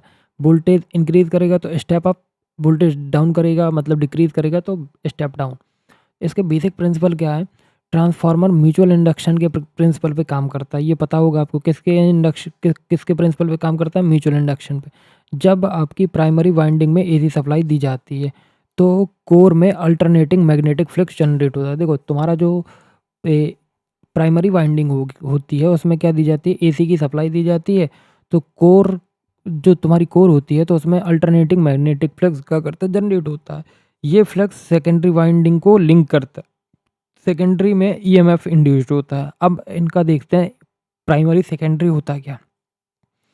इलेक्ट्रिकल पावर एक वाइंडिंग से दूसरी वाइंडिंग में विदाउट डायरेक्ट कॉन्टैक्ट ट्रांसफर होती है, ठीक है। विदाउट डायरेक्ट कनेक्ट, ठीक है। ट्रांसफर होती है। अब देखो यहाँ पे डायग्राम बनाया मैंने, इसको जूम करते हैं। ये तुम्हारे टर्न्स है और यहाँ पे एन एस और एन पी, ये तुम्हारे टर्न है। ये बीच में तुम्हारा ट्रांसफार्मर है, ये तुम्हारी कॉइल होती है। ये इस साइड लेफ्ट वाला सेकंड प्राइमरी सर्किट है, ये तुम्हारा सेकेंडरी सर्किट है। यहाँ पे आई एस वी एस और ये तुम्हारा बल्ब चल गया, ठीक है। तो ये तुम्हारा यहाँ पे मैग्नेटिक फील्ड्स दौड़ती है, ठीक है। तो ये तुम्हारा सिंपल सा डायग्राम है, तो मैं इतना ही बनाया ना। अब देखो ये सेकेंडरी कॉइल है, ये सेकेंडरी प्राइमरी कॉइल है, यहाँ पे एसी है, ठीक है। ये एसी है और ये क्या है? लोड लगा हुआ है, ये कोर है, ठीक है। ये तुम्हारा डायग्राम हो गया किसका? ट्रांसफार्मर का बेसिक डायग्राम। तो इतना बनाना और ऊपर जो मैंने समझाया वो लिख देना, ठीक। अब कोर क्या होता है, एक एक चीज़ समझेंगे। तो कोर जो होता है वो लेमिनेटेड सिलिकॉन स्टील का बना होता है। एडी करंट लॉस कम करता है और मैग्नेटिक फ्लक्स के लिए लो रिलक्टेंस पाथ देता है। क्या देता है? लो रिलक्टेंस पाथ। प्राइमरी वाइंडिंग क्या होता है? एसी सप्लाई यहीं से दी जाती है और फ्लक्स प्रोड्यूस करता है। जो हमें एसी सप्लाई दी जाती है ना, तो देखो ये एसी सप्लाई यहीं से दी जा रही है, ठीक है। तो एसी सप्लाई यहीं से दी जाती है और फ्लक्स को प्रोड्यूस करता है। लोड यहीं लोड जो होता है यहाँ यहीं पे कनेक्ट होता है। देखो बल्ब हमारा कहाँ पे कनेक्ट है? सेकेंडरी सर्किट में ही कनेक्ट है या सेकेंडरी कॉइल पे ही कनेक्ट है। और यहाँ से हम क्या करते हैं? करंट देते हैं, एसी करंट देते हैं, ठीक है। इंड्यूस्ड ईएमएफ यहीं पे मिलता है। वर्किंग देख लो भाई। प्राइमरी वाइंडिंग में एसी सप्लाई हमने दी, अल्टरनेटिंग करंट से अल्टरनेटिंग फ्लक्स प्रोड्यूस होता है। ये फ्लक्स कोर वायर के थ्रू सेकेंडरी वाइंडिंग को कट करता है एंड सेकेंडरी वाइंडिंग में ईएमएफ इंड्यूस्ड होता है। लोड कनेक्ट होने पर करंट फ्लो करता है। और देखो ट्रांसफार्मर सिर्फ एसी पर करता है, डायरेक्ट करंट पर काम नहीं करता ट्रांसफार्मर, ध्यान रखना। Transformer always work on AC current and it does not work on DC current, okay। EMF equation, तो इंड्यूस्ड EMF डिपेंड करता है, फ्रीक्वेंसी, नंबर ऑफ टर्न्स और मैक्सिमम फ्लक्स पर। इसलिए अगर ज़्यादा टर्न होंगे तो ज़्यादा वोल्टेज होगा, अगर कम टर्न होंगे तो क्या होगा? कम वोल्टेज होगा। तो वोल्टेज ट्रांसफॉर्मेशन रेशियो देखो, V1/V2 is equal to N1/N2। तो V1 और V2 क्या होते हैं? ये प्राइमरी एंड सेकेंडरी वोल्टेज होते हैं। एंड N1 N2 तुम्हारे क्या होते हैं? प्राइमरी एंड सेकेंडरी टर्न होते हैं। अब type of transformer according to voltage level, मतलब वोल्टेज बढ़ा एंड घटा, जिनको हम क्या बोलते हैं? वोल्टेज बढ़ा तो स्टेप अप, वोल्टेज डाउन हुआ तो स्टेप डाउन ट्रांसफार्मर। तो वोल्टेज लेवल के बेसिस पे दो ट्रांसफार्मर होते हैं, step up and step down. अब एक एक करके समझेंगे। स्टेप अप का डेफिनेशन, स्टेप अप ट्रांसफार्मर वो ट्रांसफर होता है जिसमें सेकेंडरी वोल्टेज प्राइमरी वोल्टेज से ज़्यादा होता है। देखो प्राइमरी सेकेंडरी समझना। तो स्टेप अप ट्रांसफार्मर वो ट्रांसफार्मर होता है जिसमें सेकेंडरी वोल्टेज, ये वाला वोल्टेज, मतलब ये सेकेंडरी वोल्टेज है ना, तो सेकेंडरी वोल्टेज प्राइमरी वोल्टेज से ज़्यादा होगा। तो क्या मैं लगा दूँ? Greater than. तो ये ज़्यादा है, ये P और S, तो सेकेंडरी प्राइमरी। तो प्राइमरी छोटा है किससे? सेकेंडरी से, ऐसा समझ लो। तो यहाँ पे सेकेंडरी ज़्यादा होगा, तो मतलब लो वोल्टेज हाई वोल्टेज में कन्वर्ट हो जाता है, ठीक। I hope secondary voltage primary voltage से ज़्यादा होता है, समझ में आ गया? ठीक है। कैसे काम करता है? स्टेप अप ट्रांसफार्मर में क्या होता है? सेकेंडरी वाइंडिंग के टर्न्स ज़्यादा होते हैं, ठीक है। सेकेंडरी जो ऐसे बने होते हैं ना, तो ये ज़्यादा बने होते हैं एज़ कम्पेयर टू, रुक जाओ, सेकेंडरी वाइंडिंग के टर्न ज़्यादा होते हैं as compare to primary winding. ठीक है, प्राइमरी वाइंडिंग के टर्न कम होते हैं, ठीक है, क्योंकि voltage directly proportional to number of turns. ठीक है, इसीलिए जैसे ही सेकेंडरी के टर्न्स ज़्यादा हुए, सेकेंडरी साइड वोल्टेज बढ़ जाती है। अब करंट का बिहेवियर देख लो, जब वोल्टेज बढ़ा तो करंट घट जाता है, पावर लगभग सेम रहती है। तो देखो यहाँ पे 8 टर्म है सेकेंडरी साइड और यहाँ पे 4 टर्म है, तो टर्न रेशियो क्या होगा, N P upon N S is equal to 4/8 is equal to 1/2 होता है। तो ये स्टेप अप ट्रांसफार्मर, तो यहाँ भाई करंट क्या होता है, मतलब वोल्टेज यहाँ पे बढ़ता ही रहता है। ठीक है, ये देखो ये प्राइमरी में 2 हैं, यहाँ पे बहुत ज़्यादा है, ये तुम्हारा आयरन का कोर है, तो ये भी डायग्राम बना सकते हो स्टेप अप में। प्राइमरी साइड कम टर्न्स है तो कम वोल्टेज, देखो यहाँ पे एक, तो यहाँ पे कम टर्न, कम कम प्राइमरी टर्न है, यहाँ पे बहुत ज़्यादा है, तो इसलिए इस साइड सेकेंडरी में क्या है, ज़्यादा टर्न तो ज़्यादा वोल्टेज। एप्लीकेशन क्या है, power transmission line, power station के पास होता है, लॉन्ग डिस्टेंस इलेक्ट्रिसिटी ट्रांसफ़र के लिए होता है। एंड ठीक है, हाई वोल्टेज पे करंट क्या होता है, कम होता है, इसीलिए लाइन लॉस कम होता है। क्या होता है, लाइन लॉसेस कम हो जाते हैं। ठीक है, की पॉइंट देखो, secondary voltage greater than to primary voltage, N S greater than N P, use for long distance transmission, current decrease होता है, वोल्टेज इंक्रीज होता है। ठीक है, करंट क्या होगा, डिक्रीज होगा और वोल्टेज हमारा बढ़ जाएगा। अब आता है स्टेप डाउन ट्रांसफार्मर, ये दूसरा है। स्टेप डाउन ट्रांसफार्मर होते हैं जिसमें सेकेंडरी वोल्टेज प्राइमरी वोल्टेज से कम होता है। ठीक है, सेकेंडरी वोल्टेज प्राइमरी वोल्टेज से कम होता है, यहाँ पे हाई वोल्टेज लो वोल्टेज में कन्वर्ट हो जाता है। कैसे काम करता है, स्टेप डाउन ट्रांसफार्मर में प्राइमरी वाइंडिंग्स के टर्न्स सेकेंडरी वाइंडिंग्स के टर्न्स कम होते हैं, इसीलिए प्राइमरी साइड हाई होता है और सेकेंडरी साइड पे लो वोल्टेज मिलता है। ठीक है, करंट का बिहेवियर ये है, जब वोल्टेज कम होता है तो करंट बढ़ जाता है। ये डोमेस्टिक और इलेक्ट्रॉनिक्स डिवाइस के लिए सेफ होता है। तो देखो आयरन का कोर है और यहाँ पे सेकेंडरी वाइंडिंग में तुम्हारे इसके नंबर ऑफ टर्न्स कितने, 4 दिख रहे हैं, यहाँ पे बहुत ज़्यादा दिख रहे हैं, और यहीं से हम एसी करंट देते हैं प्राइमरी साइड से, और बीच में हमारा फ्लक्स दौड़ रहा है। ठीक, समझ में आ गया, ये उसी का डायग्राम है। ठीक है, तो यहाँ पे देखो नंबर ऑफ टर्न्स कितने, बहुत ज़्यादा हैं प्राइमरी वोल्टेज साइड, और ये हमारा प्राइमरी करंट पास हुआ, और ये मैग्नेटिक फ्लक्स जनरेट हो रही है, ये ट्रांसफार्मर कोर होती है, ये secondary winding, secondary current, secondary voltage. तो अब थ्योरी देखो, प्राइमरी साइड जो है ये ज़्यादा टर्न्स हाई वोल्टेज और सेकेंडरी कम टर्न्स लो वोल्टेज। ठीक है, अब आता है एप्लीकेशन। ये डिस्ट्रीब्यूशन ट्रांसफार्मर होता है, होम और बिल्डिंग्स के पास होता है, जो अपने घर के आजू बाजू लगा रहता है। ये चार्जर और एडेप्टर इलेक्ट्रॉनिक्स होता है। Example 11 kilo volt is equal to कितना, 230 वोल्ट, मोबाइल चार्जर और लैपटॉप एडेप्टर। ठीक है, की पॉइंट्स यहाँ पे, जो सेकेंडरी वोल्टेज होता है वो लेस देन होता है प्राइमरी वोल्टेज से, तो N S less than N P use होता है, use in distribution and electronics. Voltage decrease current increase. ठीक है, डिफरेंस समझ लो, step up versus step down, यहाँ स्टेप अप है, यहाँ स्टेप डाउन है, तो वोल्टेज इसमें इंक्रीज होता है, इसमें डिक्रीज होता है। इसमें नंबर ऑफ टर्न्स क्या होते हैं, secondary less than to primary. Use कहाँ होता है, ट्रांसमिशन में, और ये डिस्ट्रीब्यूशन में यूज़ होता है। करंट क्या होता है, यहाँ पे डिक्रीज होता है, यहाँ पे करंट इंक्रीज होता है। लोकेशन क्या होती है, पावर स्टेशन साइड होता है, ये कंज्यूमर साइड होता है। तो कंज्यूमर साइड क्या होता है, स्टेप डाउन, और power station side step up. ठीक है, अब अकॉर्डिंग टू कंस्ट्रक्शन, तो 2 टाइप के होते हैं, कोर टाइप ट्रांसफार्मर, ये मतलब वाइंडिंग कोर के अराउंड होती है और सिंपल डिज़ाइन होती है। ठीक है, और सेल टाइप ट्रांसफार्मर क्या होता है, ये कोर वाइंडिंग को सराउंड करता है और वेटर मैकेनिकल स्ट्रेंथ होती है। तो देखो सिंगल फेस और 3 फेस, तो ये कोर टाइप है, ये कोर टाइप है। ठीक है, और सेल टाइप क्या है, देखो ये सिंगल है और ये सेल लगे हुए हैं, ये सेल टाइप है। ठीक है, ये कोर टाइप है, ये सिंगल फेस, ये 3 फेस। ठीक है, अब अकॉर्डिंग टू फेज, तो देखो सिंगल फेज ट्रांसफार्मर डोमेस्टिक और स्मॉल लोड्स के लिए यूज़ किया जाता है। 3 phase transformer industrial use, high power handling के लिए यूज़ किया जाता है। अब according to application, power transformer, distribution transformer and instrument transformer, current transformer, CT and potential transformer. तो ये तुम्हारे एप्लीकेशन के थ्रू है। एंड लॉसेस कहाँ पे होते हैं, लॉसेज इन ट्रांसफार्मर, तो देखो कॉपर लॉस कब होता है, जब वाइंडिंग जो होती है रेजिस्टेंस के कारण, वाइंडिंग रेजिस्टेंस के कारण। और कोर लॉस कहाँ होता है, हाइट्रेसिस लॉस होता है और एडी करंट लॉस होता है। ठीक, किसके कारण, कोर लॉस के कारण। ट्रांसफार्मर की एफिशिएंसी हाई होता है क्योंकि नो मूविंग पार्ट्स होता है। ठीक है, तो जो हमारा ट्रांसफार्मर है उसकी एफिशिएंसी क्या होती है, हाई होती है, क्योंकि नो मूविंग पार्ट्स होता है। अब देखो एडवांटेज क्या है, एडवांटेज ऑफ ट्रांसफार्मर ये हाई एफिशिएंसी देता है, सिंपल कंस्ट्रक्शन देता है, लो मेंटेनेंस होता है, नो लॉन्ग मतलब लॉन्ग लाइफ होती है, और नो मैकेनिकल लॉस होता है। अब आता है इसमें लिमिटेशन, तो देखो सिर्फ एसी सप्लाई होता है, एसी सप्लाई पर काम करता है, वोल्टेज कंट्रोल लिमिटेड होता है, साइज़ और वेट थोड़ा ज़्यादा हो सकता है। एप्लीकेशन क्या है, power generation and transmission, distribution system, chargers, adapter और electrical substation and electronics device. ठीक है। अब आता है हमारा वन फेज़ एसी सर्किट।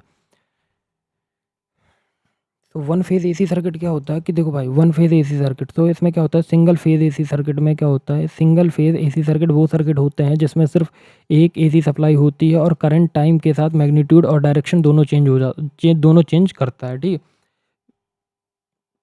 ये मोस्टली कहाँ पे यूज़ होता है, डोमेस्टिक और लाइट लोड एप्लीकेशन में यूज़ होता है। तो देखो जो येलो वाला पार्ट है ये तुम्हारा वोल्टेज है, एंड जो ग्रीन वाला पार्ट है वो तुम्हारा करंट है। यहाँ पे positive current, positive voltage, positive current, यहाँ पे नेगेटिव वोल्टेज, नेगेटिव करंट, यहाँ पे दोनों जीरो। ठीक है।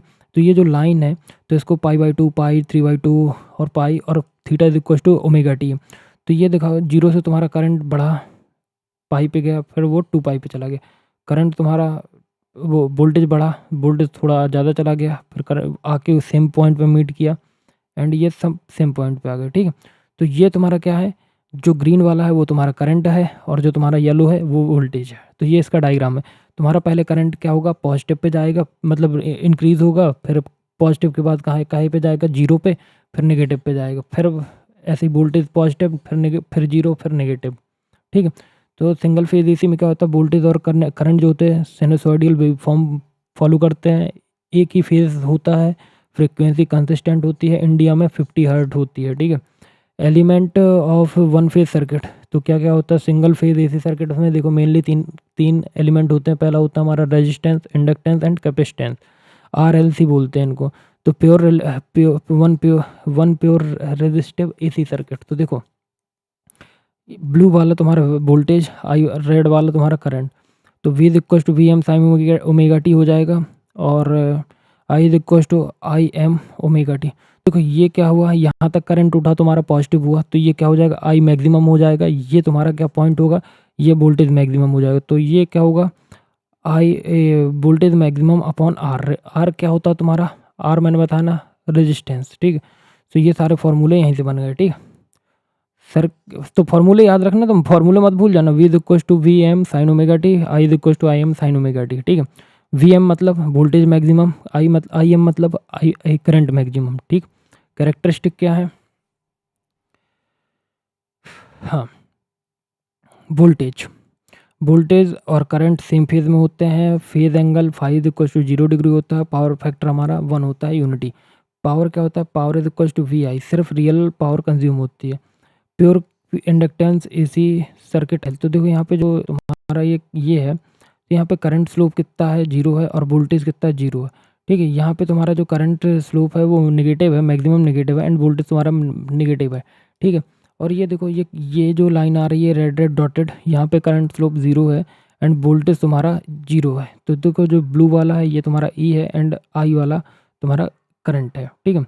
सो करंट स्लोप मैक्सिमम है, यहाँ पे वोल्टेज मैक्सिमम है। ठीक।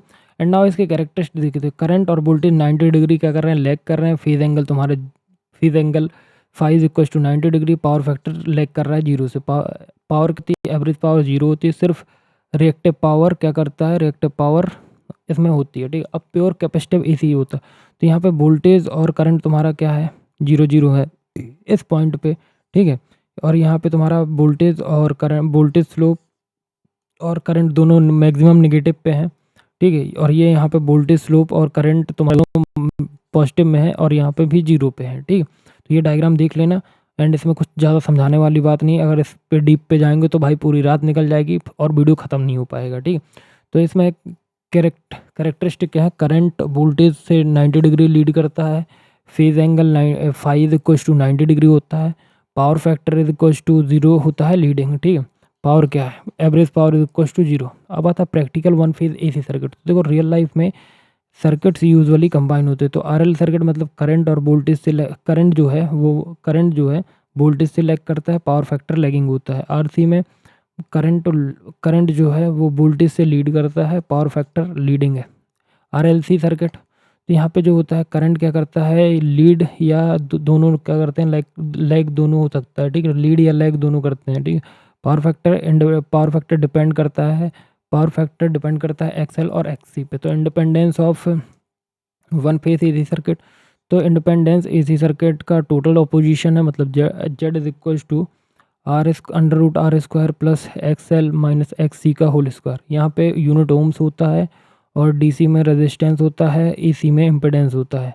फेज एंगल देखो, तो फेज एंगल क्या बताता है, फेज एंगल बताता है वोल्टेज और करंट के बीच का एंगल। तो tan phi is equal to XL upon XC upon R. तो power in one phase AC circuit, तो रियल पावर क्या है, रियल पावर मतलब यूजफुल पावर होती है, reactive power, exchange power and apparent power total power होती है, ठीक है।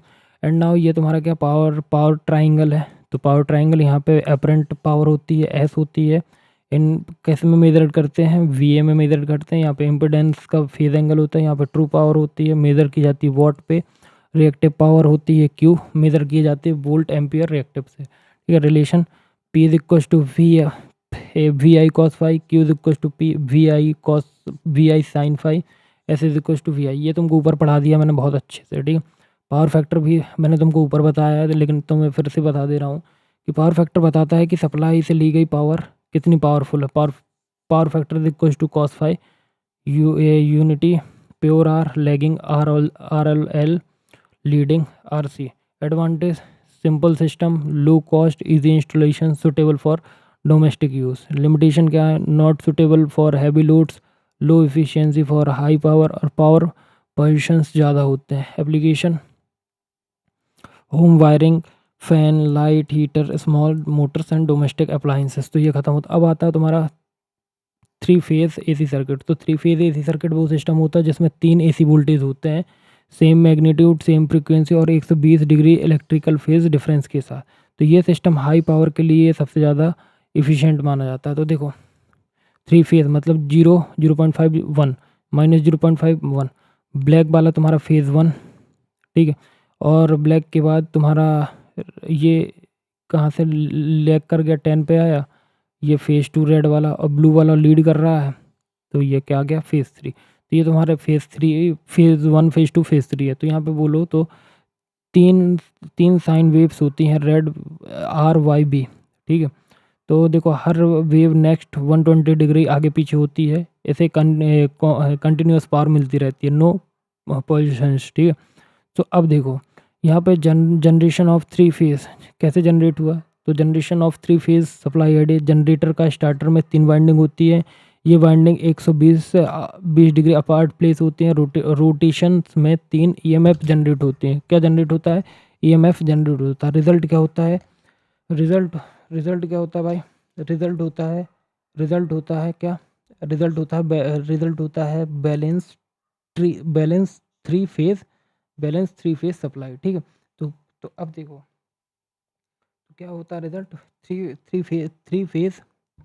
Three phase supply. तो अब देखो अब हमारा जो नेक्स्ट है वो क्या है, थ्री फेज कनेक्शन। तो थ्री फेज कनेक्शन कैसे होता है, थ्री फेज जो कनेक्शन होता है, थ्री फेज सर्किट में लोड को मेनली क्या करते हैं, 2 तरीके से कनेक्ट करते हैं। किस तरीके में, एक होता है स्टार और एक होता है डेल्टा। तो ये तुम्हारा यूनिट नंबर 1 का है। तुमको अगर नहीं पता है तो मैं बता दूं, जाके पहली यूनिट में देखना, मैंने इसको अच्छे से पढ़ा है, ठीक है। तो देखो थ्री फेज सर्किट में लोड को मेनली 2 तरीके से कनेक्ट किया जाता है। स्टार वाई फॉर्म में होता है, ठीक है, और डेल्टा हमारा कनेक्शन होता है। तो देखो सबसे पहले हमें देखना है स्टार फॉर्म, ठीक है। तो मैं तुमको एक चीज़ बताता हूँ, ये स्टार और तो ये हमने इसको स्टार से डेल्टा में कन्वर्ट कर दिया। तो तुम देखो यहाँ पे तुम्हें डेल्टा दिख रहा होगा और यहाँ पे तुमको ये उल्टा वाई दिख रहा होगा, ठीक है। तो यहाँ पे वोल्टेज और करंट और ये सब है। तो देखो स्टार कनेक्शन फेज वोल्टेज कितना, V P is equal to V L minus divide by 3 line voltage, phase current and line current. तो ये सारी चीज़ें लिखी हुई हैं, ठीक है। एंड इसके न्यूमेरिकल तुमको यूनिट नंबर 1 पे मैंने सॉल्व कराया, तो प्लीज़ जाके चेकआउट करो। तो तुम्हारा ये स्टार कनेक्शन हो गया, L1 L2 और यहाँ पे N है, ये L3 है, ठीक है। अब देखो अब इसके फीचर्स क्या होते हैं, इसमें क्या होता है कि 3 फेज़ वाइंडिंग का एक एंड कॉमन होता है, क्या होता है? न्यूट्रल। तो ये हमारा क्या है? न्यूट्रल। ये सब जगह सब मिल रहा है ना, 3 फेज़ वाइंडिंग का एक एंड कॉमन पॉइंट है, ठीक है? यहाँ पे न्यूट्रल वायर्स क्या होती है? अवेलेबल होती है, तो ये हमारा न्यूट्रल वायर न्यूट्रल पॉइंट है, ठीक है? इसका रिलेशन देख लो भाई। Line voltage equals to V L is equals to 3 होता है, and line current equal to क्या होता है? I L is equals to I P H I, ठीक है? अब आता है use high voltage low high voltage low current application, ठीक है? Transmission and distribution. अब आता है डेल्टा कनेक्शन। तो डेल्टा कनेक्शन ये है तुम्हारा, यहाँ पे तुम्हारा डेल्टा बन गया है, ये तुम्हारा L1 L2 L3। तो I is equals to P upon E, and and P कितना है? 10 किलो वाट, एंड ई कितना? 120 वोल्ट। तो आई कितना, मतलब I current 83.33 ampere for each load register and source winding. तो यहाँ पे आई लाइन करंट, मतलब लाइन तो √3 आई फेज करंट फेज। तो ये देखो क्या किया, I line is equal to √3 83.33 ampere. तो हमारा आई लाइन कितना आया? 144.34 एम्पियर, ठीक है? अब फीचर देख लो, यहाँ पे क्या होता है कि वाइंडिंग को एंड टू एंड कनेक्ट होती है, और न्यूट्रल वायर नहीं होती है इसमें। स्टार वाले के कनेक्शन में न्यूट्रल वायर होती है, बट डेल्टा में न्यूट्रल वायर नहीं होती। रिलेशन क्या होता है? देखो, लाइन वोल्टेज का V L is equal to, क्या लिख रहा हूँ मैं, V L is equal to V P H होता है, और लाइन करंट में I L is equal to √3 I P H होता है। यूज़ कहाँ होता है? Low voltage high current application में यूज़ होता है, मोटर में यूज़ होता है। अब बैलेंस्ड एंड अनबैलेंस्ड लोड। तो देखो, बैलेंस्ड लोड में क्या होता है कि तीनों फेज़ का जो इम्पीडेंस होता है, इम्पीडेंस मतलब जेड जो होता है वो सेम सेम होता है, ठीक है? करंट इक्वल होती है, न्यूट्रल करंट जीरो होता है, ठीक है? अनबैलेंस्ड लोड, इसमें इम्पीडेंस डिफरेंस होता है, मतलब जेड जो हमारा होता है सब में डिफरेंट होता है, करंट अनइक्वल होती है, और न्यूट्रल करंट फ्लो करता है, ठीक है? तो अब पावर फैक्टर, ये देखो रियल पावर, बस इसमें थोड़ा सा क्या है, देखो रियल पावर जो होती है 3 फेज एसी सर्किट में क्या होती है कि P is equal to √3 V L I L cos phi होता है, ठीक है? रिएक्टिव पावर देखो यूनिट सेम रहती है, वाट। रियल पावर क्या होती है? Q is equal to √3 V L I L sine phi, unit V air. Apparent power S is equal to √3 V L I L, unit V A. ये formula balanced 3 phase के लिए होते हैं, ठीक है? ये तुम्हारा पावर ट्राइंगल है, apparent power, true power, reactive power, ठीक है? ये तुम्हारे क्या है? वही चीज़ें हैं। पी हमारी यूज़फुल होती है, क्यू हमारा एक्सचेंज होता है, एस हमारा टोटल पावर होती है, ठीक है? एंड अब आता है हमारा advantage of 3 phase AC circuit. तो ये power delivery smooth and continuous होती है। सेम पावर के लिए क्या होता है? लेस कंडक्टर मटेरियल होता है, हाई इफिशिएंसी होती है, मोटर में बेटर टॉर्क होता है, और इकोनॉमिकल होता है फॉर ट्रांसमिशन, ठीक है? लिमिटेशन देख लो, लिमिटेशन में क्या है? इंस्टॉलेशन से कॉस्ट ज़्यादा होता है, और सिस्टम क्या होता है? कॉम्प्लेक्स होता है, स्मॉल लोड्स के लिए सूटेबल नहीं होता, ठीक है? अब आता है एप्लीकेशन। तो एप्लीकेशन में क्या है? Power generation plant, transmission and distribution system, 3 phase induction motor, और इंडस्ट्रियल मशीन, और हैवी इलेक्ट्रिकल लोड्स, ठीक है? तो अब आता है तुम्हारा कैलकुलेट पावर एंड रेजोनेंस। तो देखो, calculate power AC circuit short. तो देखो, one one power in one phase. तो देखो, रियल पावर ये पता है तुमको, रिएक्टिव पावर में क्यू वी आई ये पता है, ये तो मतलब ये तुम्हें वन फेज का पता है, ठीक है? एंड मैंने अभी 3 फेज का बताया, तो ये वही सेम चीज़ें हैं, ठीक है? एंड नाउ अब हम आगे बढ़ते हैं। तो ये तुमको मालूम है ये डायग्राम, ठीक है? बेस पे पी होता है, क्यू होता है, ऐसे ये तुमको सब पता। अब रेजोनेंस इन एसी सर्किट। तो रेजोनेंस क्या होता है? जब हमारा जो इंडक्टिव रिएक्टेंस है एक्सएल, और कैपेसिटेंस रिएक्टेंस है एक्सी, ये इक्वल हो जाते हैं, तो सर्किट रेजोनेंस हो जाता है। मतलब जब हमारा क्या होता है कि, एक मिनट मेरे को थोड़ा सा टाइम देना। तो आई होप अब क्लियर होगा, बिकॉज थोड़ा सा माइक डिसबैलेंस हो गया था। तो देखो क्या होता है, समझने की कोशिश करना। तो जो हमारा इंडक्टिव रिएक्टेंस होता है और कैपेसिटेंस होता है, कैपेसिटेंस रेजिस्टेंस होता है, तो वो क्या होता है, इक्वल हो जाते हैं। तो तब हम बोल सकते हैं कि ये रेजोनेंस है। तो X L is equal to X C, ठीक है। तो अब देखो रेजोनेंस फ्रिक्वेंसी क्या होती है। रेजोनेंस फ्रिक्वेंसी होती है F R is equal to 1/√2 pi under root L C. तो क्या लिख सकते हो, F R is equal to 1/2 pi under root L C, ठीक है। नाउ आगे बढ़ते हैं। ये तुम्हारा डायग्राम है, ये तुम्हारा कैपेसिटेंस होता है, ये इंडक्टेंस होता है। तो यहाँ पे XL is XL direct XL greater than क्या होता है, एक्सी होता है, and capacitance greater than XL होता है, ठीक है। तो देखो ये तुम्हारा इम्पीडेंस है और ये तुम्हारा फ्रीक्वेंसी।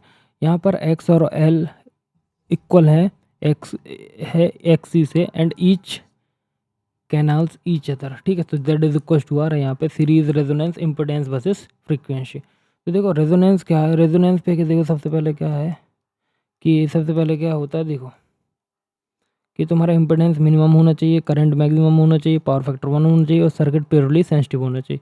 इससे एक्सेप्टर सर्किट भी कहते हैं, क्या बोलते हैं, एक्सेप्टर सर्किट, ठीक है।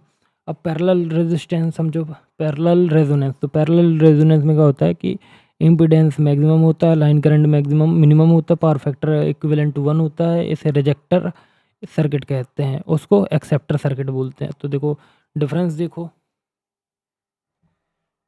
सो देखो डिफरेंस क्या है सीरीज़ और पैरेलल में।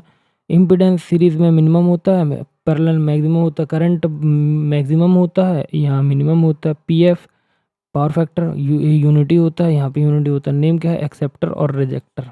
तो देखो हमारा जो सीरीज़ होता है वो एक्सेप्टर होता है और जो हमारा पैरेलल होता है वो रिजेक्टर होता है, ठीक। अब देखो type of losses in electrical machine. तो टाइप ऑफ लॉसेज समझना है। तो देखो इसमें दो तरीके से, देखो इलेक्ट्रिकल मशीन में लॉस दो कैटेगरीज के होते हैं। पहला कैटेगरीज क्या है, कॉपर लॉसेस, वाइंडिंग रेजिस्टेंस की वजह से होता है और करंट फ्लो होने पर करंट जो होता है करंट फ्लो होने पर प्रोड्यूस होता है, ठीक है। लोड डिपेंडेंट लॉस होता है, क्या होता है, load dependent loss. Copper loss directly proportional to I square R, ठीक है। अब एक होता है आयरन लॉस या कोर लॉस बोल सकते हैं। इसमें मशीन के आयरन कोर में होता है।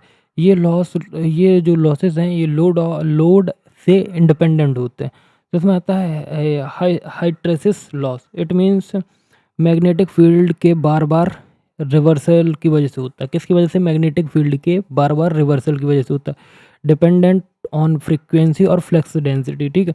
फिर आता है आपका एडी करंट लॉस, जिसमें क्या होता है कोर में सर्कुलेटिंग करंट्स की वजह से होता है और लेमिनेटेड कोर से कम किया जाता है, ठीक है। अब आता है total loss is equal to, क्या था, total loss is equal to copper loss plus core loss, ठीक है। अब आता है फ्लिप फ्लॉप। तो फ्लिप फ्लॉप क्या है, फ्लिप फ्लॉप एक डिजिटल मेमोरी एलिमेंट है जो 1 बिट डेटा मतलब 0 या 1 को स्टोर करता है। किसको स्टोर करता है, 1 bit data. 1 bit data it means 0 या 1 को स्टोर करता है, ठीक है। तो की पॉइंट्स क्या है, सिक्वेंशियल सर्किट होता है, क्लॉक सिग्नल के साथ ऑपरेट करता है। आउटपुट क्या होता है, या तो क्यू होगा और क्यू बार भी होता है। प्रीवियस स्टेट को याद रखता है, ये किसको याद रखता है, प्रीवियस स्टेट को। यूजेस कहाँ होता है, रजिस्टर में होता है, काउंटर्स में होता है, मेमोरी यूनिट्स में होता है और डिजिटल सिस्टम में होता है। Why called flip flop, because output जो होता है वो फ्लिप होता है 0 से 1 में, या तो फ्लिप होता है 1 से 0 करता है, ठीक है। क्लॉक का एक क्लॉक के एज पर चेंज होता है, किसके एज पे, क्लॉक के एज पे। अब आता है बीजेटी, बाईपोलर जंक्शन ट्रांजिस्टर। देखने को मिल सकता है एग्जाम पे। ये एक 3 टर्मिनल सेमीकंडक्टर डिवाइस है जो एम्पलीफायर और स्विचेस के रूप में यूज होता है। टर्मिनल क्या होता है, एमीटर ई होता है। इसमें क्या होता है, चार्ज कैरीज इमिट करता है। क्या क्या इमिट करता है, चार्ज कैरीज इमिट करता है। And B base control terminal होता है, कलेक्टर मतलब चार्ज को कलेक्ट करता है, ठीक।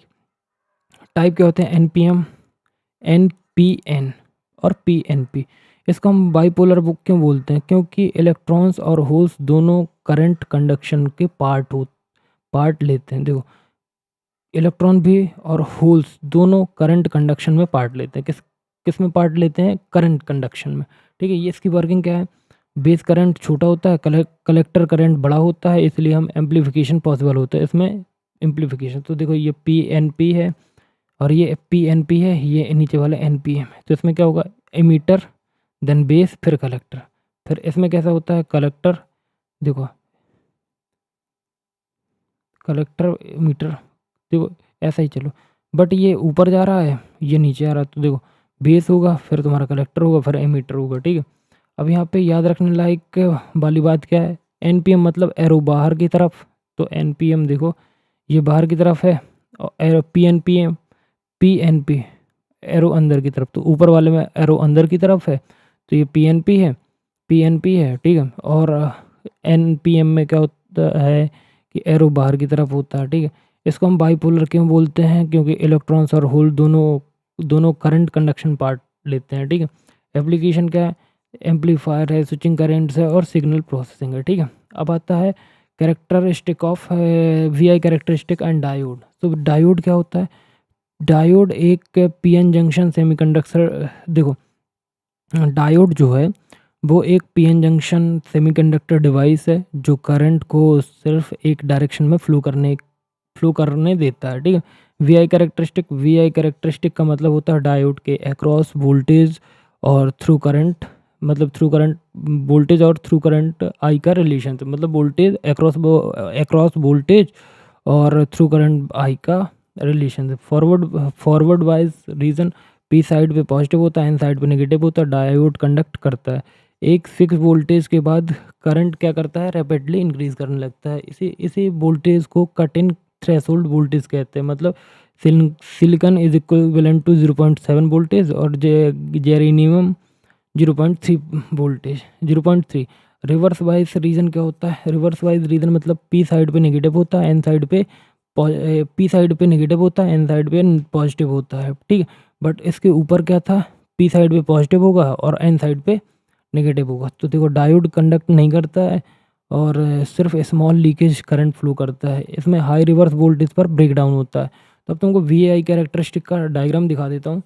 तो देखो ये तुम्हारा करंट है, ये वोल्टेज है, ये नीचे भी करंट, तो ऊपर फॉरवर्ड है और नीचे बैकवर्ड है। तो देखो तुम्हारा यहाँ से ये फॉरवर्ड पे गया एंड ये यहाँ से रिवर्स गया और यहाँ पे ब्रेक डाउन हो गया, ठीक है। तो सिलिकॉन का वैल्यू भी है, जेरेनियम भी है, तुम्हारा ये पॉजिटिव नेगेटिव भी बना हुआ है, ठीक है। अब देखो डायग्राम दिखाना चाहता है कि फॉरवर्ड रीजन और रिवर्स रीजन और नी थ्रेशोल्ड वोल्टेज और ब्रेक डाउन रीजन। तो ये ब्रेक डाउन रीजन हो गया और ये तुम्हारा रिवर्स हो गया, ऊपर तुम्हारा फॉरवर्ड था। की पॉइंट, फॉरवर्ड वाइज में लो रेजिस्टेंस होता है, रिवर्स में हाई। तो यहाँ पे देखो हाई रेजिस्टेंस होगा, हाई, यहाँ पे लो रेजिस्टेंस होता है, ठीक है। एंड डायोड अनडायरेक्शनल डिवाइस होता है, ठीक है। यूनिडायरेक्शनल डिवाइस होता है, क्या होता है, यूनिडायरेक्शनल। अब आता है energy density in magnetic field. तो देखो एनर्जी डेंसिटी का मतलब होता है मैग्नेटिक फील्ड में जितनी एनर्जी स्टोर होती है पर यूनिट वॉल्यूम, ठीक है। मैग्नेटिक फील्ड में जितनी एनर्जी स्टोर होती है पर यूनिट वॉल्यूम, ठीक है। सिंपल वर्ड में मैग्नेटिक फील्ड के अंदर कितनी एनर्जी भरी हुई है वही एनर्जी डेंसिटी होती है। देखो सीधी सीधी बात है भाई, मैग्नेटिक फील्ड के अंदर कितनी एनर्जी भरी हुई वही हमारी डेंसिटी, वही हमारी एनर्जी डेंसिटी होगी ना। अब जितने मतलब सपोज जो उसने उसके अंदर जितनी भी एनर्जी भरी हो तो वही हमारा होगा। सपोज 1 है तो 1 हमारा एनर्जी डेंसिटी होगा। कॉन्सेप्ट समझो, जब किसी कॉइल या इंडक्टर में करंट फ्लो करता है तो उसके अंदर मैग्नेटिक फील्ड क्रिएट होती है, ये तो पता है। उसके अराउंड क्या होगी, मैग्नेटिक फील्ड क्रिएट होगी। इसी मैग्नेटिक फील्ड में एनर्जी स्टोर हो जाती है, ठीक है। अगर हम क्या करते हैं, टोटल एनर्जी को उस फील्ड के लेवल से डिवाइड करते हैं तो जो वैल्यू मिलती है वही हमारी एनर्जी डेंसिटी होती है। इसका फॉर्मूला क्या होता है, mu is equals to 1/2 BH। यहाँ पे यू क्या होगा, एनर्जी डेंसिटी होता है, जूल पर एम क्यूब, ठीक है। बी क्या होगा, मैग्नेटिक फ्लक्स डेंसिटी होता है। एच हमारा क्या होगा, मैग्नेटिक फील्ड इंटेंसिटी। मेरे को ये यू नहीं दिखा, मेरे को म्यू दिखा, दैट्स वाई मैं म्यू पढ़ा, बट ये यू है, ठीक है। एंड फ्री स्पेस के लिए क्या होता है, U is equal to B² U not, ठीक है। यू नॉट और म्यू में भाई बहुत डिफरेंस समझ नहीं आता है। ये म्यू है मेरे को लग रहा है, ये बिकॉज क्योंकि ये ऐसा बना तो ये म्यू नॉट है, ठीक है। ये यू है एंड ये म्यू नॉट है, ठीक है। इम्पॉर्टेंट, एनर्जी मैग्नेटिक फील्ड में स्टोर होती है और कंडक्टर में नहीं होती है, ठीक है।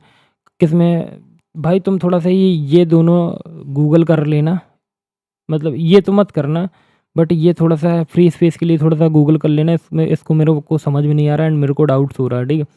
And important point